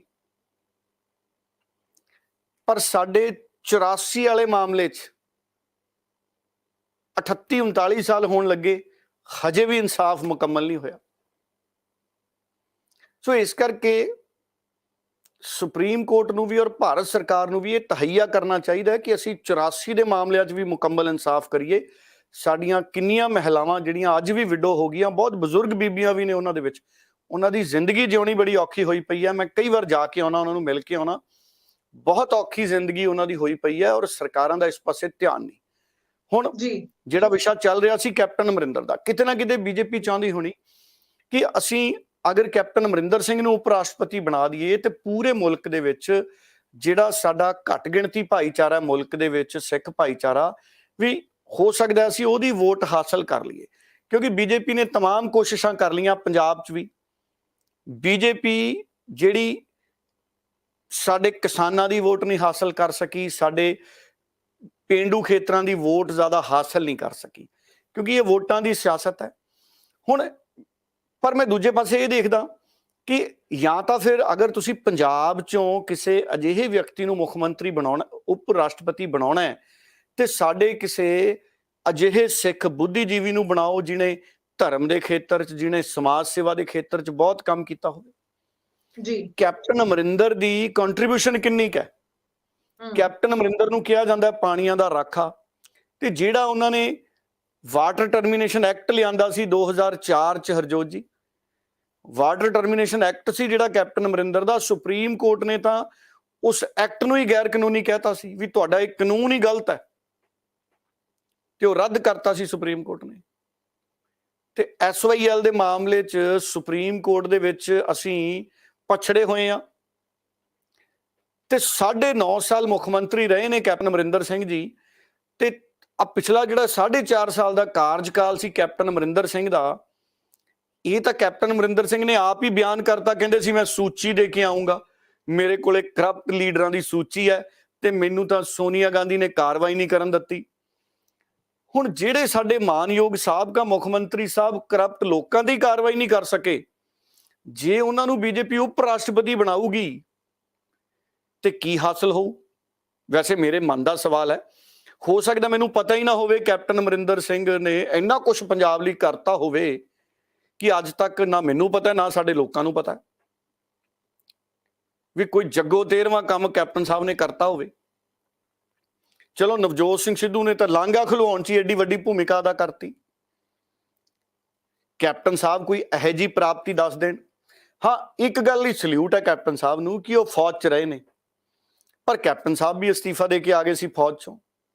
ਹਰਜੋਤ ਜੀ, ਜੇ ਮੈਂ ਫੌਜ 'ਚ ਹੁੰਦਾ ਮੈਂ ਕਦੀ ਅਸਤੀਫਾ ਦੇ ਕੇ ਨਾ ਆਉਂਦਾ। ਉਹ ਸੇਵਾ ਹੀ ਕਾਹਦੀ ਹੋਈ ਫੌਜ ਦੀ ਜਿਹੜੀ ਅਸੀਂ ਵਿੱਚੋਂ ਹੀ ਛੱਡ ਕੇ ਆ ਗਏ। ਇਹਦਾ ਮਤਲਬ ਸਾਨੂੰ ਫੌਜ ਨਾਲੋਂ ਵੱਧ ਕੋਈ ਹੋਰ ਹਿੱਤ ਪਿਆਰੇ ਸੀ, ਤੇ ਦੇਸ਼ ਹਿੱਤ ਤੋਂ ਵੱਡਾ ਹਿੱਤ ਪੰਜਾਬੀਆਂ ਲਈ ਕੋਈ ਹੁੰਦਾ? ਸਾਡੇ ਪਿੰਡਾਂ ਦੇ ਜਿਹੜੇ ਫੌਜ 'ਚ ਭਰਤੀ ਹੋ ਜਾਂਦੇ ਨੇ, ਜਾਂ ਤਾਂ ਰਿਟਾਇਰ ਹੋ ਕੇ ਆਉਂਦੇ ਨੇ ਜਾਂ ਤਬੂਤ ਵਿੱਚ ਆਉਂਦੇ ਨੇ, ਉੱਦਾਂ ਨਹੀਂ ਮੁੜਦੇ। ਉਹ ਕਦੀ ਛੁੱਟੀ ਤੇ ਆ ਜਾਣ ਮਹੀਨਾ ਕੁ ਪਰਿਵਾਰ ਲਈ, ਉਹ ਗੱਲ ਵੱਖਰੀ ਹੈ, ਉਹ ਤਾਂ ਸੰਵਿਧਾਨਕ ਹੱਕ ਹੈ। ਸੋ ਇਸ ਕਰਕੇ ਮੈਨੂੰ ਕੋਈ ਐਡੀ ਵੱਡੀ ਪ੍ਰਾਪਤੀ ਕੈਪਟਨ ਅਮਰਿੰਦਰ ਜੀ ਦੀ ਦਿਖੀ ਨਹੀਂ। ਉੱਦਾਂ ਰੱਬ ਉਹਨਾਂ ਨੂੰ ਲੰਮੀ ਉਮਰ ਦੇਵੇ, ਉਹਨਾਂ ਦੀ ਰੀੜ੍ਹ ਦੀ ਹੱਡੀ ਦਾ ਇਲਾਜ ਹੋਇਆ, ਤੇ ਚਲੋ ਖੁਸ਼ੀ ਦੀ ਗੱਲ ਹੈ, ਉਹਨਾਂ ਦੀ ਰੀੜ੍ਹ ਦੀ ਹੱਡੀ 'ਚ ਕੋਈ ਦਿੱਕਤ ਸੀ, ਉਹ ਠੀਕ ਹੋ ਗਈ। ਸੋ ਰੀੜ੍ਹ ਦੀਆਂ ਹੱਡੀਆਂ ਬਿਲਕੁਲ ਠੀਕ ਰਹਿਣੀਆਂ ਚਾਹੀਦੀਆਂ ਸਾਡੇ ਲੀਡਰਾਂ ਦੀਆਂ, ਕਿਉਂਕਿ ਸਾਰੇ ਸਰੀਰ ਦਾ ਸੰਤੁਲਨ ਹੈ ਜਿਹੜਾ ਉਹ ਰੀੜ੍ਹ ਦੀ ਹੱਡੀ ਤੇ ਹੀ ਰਹਿੰਦਾ। ਪਰ ਜੇ ਫਿਰ ਵੀ ਬੀਜੇਪੀ ਕੈਪਟਨ ਸਾਹਿਬ ਨੂੰ ਉਪ ਰਾਸ਼ਟਰਪਤੀ ਬਣਾਉਣਾ ਚਾਹੁੰਦੀ ਹੈ ਤੇ ਮੈਨੂੰ ਕੋਈ ਇਤਰਾਜ਼ ਨਹੀਂ। ਅਗਰ ਬੀਜੇਪੀ ਬਣਾ ਦੂਗੀ ਕੈਪਟਨ ਸਾਹਿਬ ਨੂੰ ਉਪ ਰਾਸ਼ਟਰਪਤੀ, ਤੇ ਮੈਨੂੰ ਲੱਗਦਾ ਨਹੀਂ ਕਿ ਉਹਦੇ ਨਾਲ ਬੀਜੇਪੀ ਨੂੰ ਕੋਈ ਪੋਲੀਟੀਕਲ ਫਾਇਦਾ ਵੀ ਹੋਊਗਾ। ਹਾਂ, ਐਡਮਿਨਿਸਟ੍ਰੇਟਰ ਚੰਗੇ ਨੇ ਕੈਪਟਨ ਅਮਰਿੰਦਰ। ਕੈਪਟਨ ਅਮਰਿੰਦਰ ਦੇ ਰਾਜ ਦੇ ਵਿੱਚ ਜਿਹੜੀ ਪੁਲਿਸ ਦੀ ਕਾਰਗੁਜ਼ਾਰੀ ਸੀ, ਲਾਅ ਐਂਡ ਆਰਡਰ ਸੀ, ਉਹ ਚੰਗਾ ਰਿਹਾ। ਉਹ ਮੈਨੂੰ ਲੱਗਦਾ ਜਿਹੜੀ ਫੌਜ 'ਚ ਉਹਨਾਂ ਦੀ ਟ੍ਰੇਨਿੰਗ ਹੋਈ ਹੈ, ਉਹਨਾਂ ਨੇ ਫੌਜ ਦਾ ਡਿਸਪਲਿਨ ਸਿੱਖਿਆ, ਉਹ ਚੀਜ਼ਾਂ ਉਹਨਾਂ ਨੇ ਐਡਮਿਨਿਸਟ੍ਰੇਸ਼ਨ ਦੇ ਤਜਰਬੇ ਦੇ ਤੌਰ ਤੇ ਲਾਗੂ ਕੀਤੀਆਂ ਹੋਣੀਆਂ। ਇਸ ਤੋਂ ਇਲਾਵਾ ਕੋਈ ਬਹੁਤ ਵੱਡੀ ਪ੍ਰਾਪਤੀ ਮੈਨੂੰ ਕੈਪਟਨ ਸਾਹਿਬ ਦੀ ਦਿਖੀ ਨਹੀਂ। ਜਿਹੜੀ ਪਾਰਟੀ ਤੋਂ ਉਹਨਾਂ ਨੇ ਰੋਸ ਵਜੋਂ, ਆਪਰੇਸ਼ਨ ਬਲੂ ਸਟਾਰ ਦੇ ਰੋਸ ਵਜੋਂ ਜਿਹੜੀ ਪਾਰਟੀ ਤੋਂ ਅਸਤੀਫਾ ਦਿੱਤਾ ਸੀ, ਉਸੇ ਪਾਰਟੀ 'ਚ ਉਹ ਫਿਰ ਮੁੜ ਕੇ ਸ਼ਾਮਲ ਹੋ ਗਏ ਸੀ। ਆਪਰੇਸ਼ਨ ਬਲੂ ਸਟਾਰ ਦੇ ਰੋਸ ਵਜੋਂ ਮੈਨੂੰ ਪਤਾ ਲੱਗਿਆ ਸੀ ਕਿ ਉਹਨਾਂ ਨੇ ਅਸਤੀਫਾ ਦਿੱਤਾ ਸੀ ਕਾਂਗਰਸ ਤੋਂ, ਮੁੜ ਕੇ ਉਹ ਫਿਰ ਕਾਂਗਰਸ 'ਚ ਸ਼ਾਮਲ ਹੋ ਗਏ ਸੀ, ਤੇ ਕਾਂਗਰਸ ਨੇ ਉਹਨਾਂ ਨੂੰ ਫਿਰ ਮੁੱਖ ਮੰਤਰੀ ਵੀ ਬਣਾਇਆ 2 ਵਾਰ। ਸੋ ਬਾਕੀ ਕੈਪਟਨ ਅਮਰਿੰਦਰ ਉਮਰ ਦੇ ਸਿਆਣੇ ਨੇ, ਸਾਡੇ ਬਜ਼ੁਰਗ ਨੇ। ਅਗਰ ਬੀਜੇਪੀ ਬਣਾ ਦਿੰਦੀ ਹੈ ਉਹਨਾਂ ਨੂੰ ਉਪ ਰਾਸ਼ਟਰਪਤੀ, ਤੇ ਜੇ ਉਹ ਉਪ ਰਾਸ਼ਟਰਪਤੀ ਬਣ ਹੀ ਗਏ ਤੇ ਅਸੀਂ ਵਧਾਈ ਦੇ ਦਾਂਗੇ ਇਸ ਆਸ ਨਾਲ ਕਿ ਹੋ ਸਕਦਾ ਉਪ ਰਾਸ਼ਟਰਪਤੀ ਬਣ ਕੇ ਉਹ ਆਪਣੀ ਜ਼ਿੰਦਗੀ ਦੇ ਉਹ ਸਾਰੇ ਰਿਕਾਰਡ ਤੋੜ ਦੇਣ ਜਿਹੜੇ ਉਹ ਮੁੱਖ ਮੰਤਰੀ ਬਣ ਕੇ ਨਹੀਂ ਤੋੜ ਸਕੇ। ਦੇਖੋ, ਸੰਭਾਵਨਾਵਾਂ ਤਾਂ ਹਮੇਸ਼ਾ ਰਹਿੰਦੀਆਂ ਨੇ। ਜੀ ਤੇ ਬਿਲਕੁਲ, ਤੇ ਜੋ ਆਪਾਂ ਵਿੱਚ ਮੈਂ ਸਵਾਲ ਕੀਤਾ ਸੀ ਹੈਦਰਾਬਾਦ ਵਿੱਚ ਜਿਹੜੀ ਨਰਿੰਦਰ ਮੋਦੀ ਜੀ ਦੀ ਸਪੀਚ ਹੋਈ ਹੈ ਉਸ ਨੂੰ ਲੈ ਕੇ। ਜੀ ਦੇਖੋ, ਮੋਦੀ ਸਾਹਿਬ ਨੇ ਜਿਹੜੀ ਸਪੀਚ ਕੀਤੀ ਉੱਥੇ ਉਹਨਾਂ ਨੇ ਇੱਕ ਤਾਂ ਉਹਨਾਂ ਨੇ ਕਿਹਾ ਵੀ ਨੇਸ਼ਨ ਫਸਟ, ਵੀ ਸਾਡਾ ਇੱਕ ਹੀ ਪ੍ਰੋਗਰਾਮ ਹੈ ਨੇਸ਼ਨ ਫਸਟ, ਵੀ ਦੇਸ਼ ਸਭ ਤੋਂ ਪਹਿਲਾਂ, ਔਰ ਸਾਡੀ ਇੱਕੋ ਹੀ ਵਿਚਾਰਧਾਰਾ ਹੈ ਕਿ ਦੇਸ਼ ਸਭ ਤੋਂ ਪਹਿਲਾਂ। ਇਹ ਬੜੀ ਚੰਗੀ ਗੱਲ ਹੈ, ਤਾਂ ਸਾਰੇ ਪੰਜਾਬੀਆਂ ਦੀ ਦੇਸ਼ ਵਿਚਾਰਧਾਰਾ ਪਹਿਲਾਂ ਇਹੀ ਹੈ, ਔਰ ਚੰਗੀ ਗੱਲ ਹੈ ਪ੍ਰਧਾਨ ਮੰਤਰੀ ਸਾਹਿਬ ਨੇ ਗੱਲ ਕਹੀ। ਫਿਰ ਹੈਦਰਾਬਾਦ ਦੇ ਵਿੱਚ ਹੋ ਰਹੀ ਸੀ ਉਹਨਾਂ ਦੀ 2 ਦਿਨਾਂ ਦੀ ਕਾਰਜਕਾਰਨੀ ਦੀ ਮੀਟਿੰਗ, ਔਰ ਉਹਦੇ ਵਿੱਚ ਉਹਨਾਂ ਨੇ ਹੈਦਰਾਬਾਦ ਨੂੰ ਭਾਗਿਆ ਨਗਰ ਕਹਿ ਕੇ ਸੰਬੋਧਿਤ ਕੀਤਾ, ਔਰ ਉਹਨਾਂ ਨੇ ਕਿਹਾ ਕਿ ਭਾਗਿਆ ਨਗਰ ਦੇ ਵਿੱਚ ਹੀ ਸਰਦਾਰ ਪਟੇਲ ਨੇ ਇੱਕ ਭਾਰਤ ਦਾ ਨਾਅਰਾ ਦਿੱਤਾ ਸੀ। ਸੋ ਪ੍ਰਧਾਨ ਮੰਤਰੀ ਸਾਹਿਬ ਨੇ ਹੋਰ ਵੀ ਕਈ ਗੱਲਾਂ ਕੀਤੀਆਂ, ਆਪਣੇ ਮਨ ਦੇ ਵਿਚਾਰ ਉਹਨਾਂ ਨੇ ਪ੍ਰਗਟ ਕੀਤੇ। ਹਰਜੋਤ ਜੀ ਜੀ ਬਿਲਕੁਲ। ਸੋ ਬਹੁਤ ਸਾਰੀ ਖਬਰਾਂ ਦੇ ਉੱਪਰ ਆਪਾਂ ਚਰਚਾ ਕੀਤੀ ਹੈ, ਪਰ ਛੋਟਾ ਜਿਹਾ ਅਪਡੇਟ ਜਿਹੜਾ ਵਿਦੇਸ਼ਾਂ ਤੋਂ ਹੁਣ ਆਪਣੇ ਰਿਸ਼ਤੇਦਾਰਾਂ ਨੂੰ 1 ਲੱਖ ਦੀ ਜਗ੍ਹਾ 10 ਲੱਖ ਭੇਜ ਸਕਦੇ ਨੇ, ਉਸ ਉੱਪਰ ਛੋਟਾ ਜਿਹਾ ਫਟਾਫਟ ਅਪਡੇਟ ਚਾਹੂੰਗੀ ਤਾਂ ਕਿ ਉਸ ਤੋਂ ਬਾਅਦ ਆਪਾਂ ਪ੍ਰੋਗਰਾਮ ਦੀ ਸਮਾਪਤੀ ਕਰੀਏ। ਦੇਖੋ, ਪਹਿਲਾਂ 1 ਲੱਖ ਰੁਪਏ ਆ ਸਕਦਾ ਸੀ ਕਿਸੇ ਰਿਸ਼ਤੇਦਾਰ ਤੋਂ, ਔਰ 30 ਦਿਨਾਂ ਦੇ ਵਿੱਚ ਉਹਦੀ ਜਾਣਕਾਰੀ ਦੇਣੀ ਹੁੰਦੀ ਸੀ ਸਰਕਾਰ ਨੂੰ। ਜੀ ਹੁਣ ਭਾਰਤ ਸਰਕਾਰ ਨੇ ਉਹਦੀ ਰਾਸ਼ੀ ਵਧਾ ਕੇ ਨੋਟੀਫਿਕੇਸ਼ਨ ਕਰਤਾ ਗ੍ਰਹਿ ਮੰਤਰਾਲੇ ਵੱਲੋਂ 10 ਲੱਖ ਕਰਤਾ। ਹੁਣ ਜੇ ਹਰਜੋਤ ਜੀ ਤੁਹਾਡਾ ਕੋਈ ਰਿਸ਼ਤੇਦਾਰ ਬਾਹਰ ਹੈ ਜਾਂ ਕਿਸੇ ਦਾ ਵੀ ਕੋਈ ਰਿਸ਼ਤੇਦਾਰ ਬਾਹਰ ਹੈ ਤੇ ਉਹ ਤੁਹਾਨੂੰ 10 ਲੱਖ ਤੱਕ ਰੁਪਏ ਭੇਜ ਸਕਦੇ ਨੇ। ਮੈਨੂੰ ਇਹ ਲੱਗਦਾ ਕਿ ਪਿਛਲੇ ਸਮੇਂ ਦੇ ਵਿੱਚ ਸਾਡਾ ਜਿਹੜਾ ਰੁਪਈਆ ਹੈ ਉਹ ਡਾਲਰ ਦੇ ਮੁਕਾਬਲੇ ਕਾਫੀ ਕਮਜ਼ੋਰ ਹੋਇਆ ਤੇ ਜਦੋਂ ਲੋਕ ਬਾਹਰੋਂ ਪੈਸਾ ਭੇਜਦੇ ਨੇ ਤੇ ਉੱਥੋਂ ਫਿਰ ਉਹ ਡਾਲਰਾਂ ਦੇ ਰੂਪ 'ਚ ਰੁਪਈਆ ਪੈਸੇ ਜਮ੍ਹਾਂ ਕਰਾਉਂਦੇ ਨੇ, ਡਾਲਰ ਜਮ੍ਹਾਂ ਕਰਾਉਂਦੇ ਨੇ ਤੇ ਸਾਨੂੰ ਰੁਪਈਆਂ 'ਚ ਤਬਦੀਲ ਹੋ ਕੇ ਆਉਂਦੇ ਨੇ। ਉਹਦੇ ਨਾਲ ਭਾਰਤ ਦੀ ਅਰਥ ਵਿਵਸਥਾ ਵੀ ਮਜ਼ਬੂਤ ਹੋਏਗੀ, ਭਾਰਤ ਨੂੰ ਵੱਧ ਡਾਲਰ ਦੀ ਪ੍ਰਾਪਤੀ ਹੋਏਗੀ ਔਰ ਸਾਡੇ ਜਿਹੜੇ ਇੱਥੇ ਪੰਜਾਬੀ ਨੇ ਜਾਂ ਇੰਡੀਅਨਸ ਨੇ ਉਹਨਾਂ ਦੇ ਰਿਸ਼ਤੇਦਾਰਾਂ ਦੇ ਖਾਤਿਆਂ ਦੇ ਵਿੱਚ ਵੀ 4 ਪੈਸੇ ਆ ਜਾਣਗੇ ਔਰ ਇਹ ਚੰਗਾ ਫੈਸਲਾ ਭਾਰਤ ਸਰਕਾਰ ਦਾ, ਇਹਦੀ ਤਾਰੀਫ ਕਰਨੀ ਬਣਦੀ ਹੈ। ਜੀ ਬਿਲਕੁਲ। ਸੋ ਬਹੁਤ ਬਹੁਤ ਧੰਨਵਾਦ ਡੱਲਾ ਜੀ ਤੁਹਾਡਾ, ਇਹ ਸਾਰੀ ਗੱਲ ਖਬਰਾਂ ਦੇ ਉੱਪਰ ਤੁਸੀਂ ਪੂਰੀ ਚਰਚਾ ਕੀਤੀ ਹੈ, ਦਰਸ਼ਕਾਂ ਤੱਕ ਜਾਣਕਾਰੀ ਪਹੁੰਚਾਈ ਹੈ। ਦਰਸ਼ਕਾਂ ਦਾ ਵੀ ਧੰਨਵਾਦ ਕਰਦੇ ਹਾਂ, ਹਰ ਵਾਰ ਸਾਡੇ ਪ੍ਰੋਗਰਾਮ ਨਾਲ ਜੁੜਦੇ ਨੇ, ਪਿਆਰ ਦਿੰਦੇ ਨੇ, ਕਮੈਂਟਸ ਜ਼ਰੀਏ ਆਪਣੇ ਵਿਚਾਰ ਸਾਂਝੇ ਕਰਦੇ ਨੇ ਤੇ ਇਸ ਦੇ ਨਾਲ ਹੀ ਮੈਨੂੰ ਯਾਨੀ ਕਿ ਹਰਜੋਤ ਕੌਰ ਨੂੰ ਵੀ ਦਿਓ ਜੀ ਇਜਾਜ਼ਤ। ਧੰਨਵਾਦ। ਬਹੁਤ ਧੰਨਵਾਦ ਹਰਜੋਤ।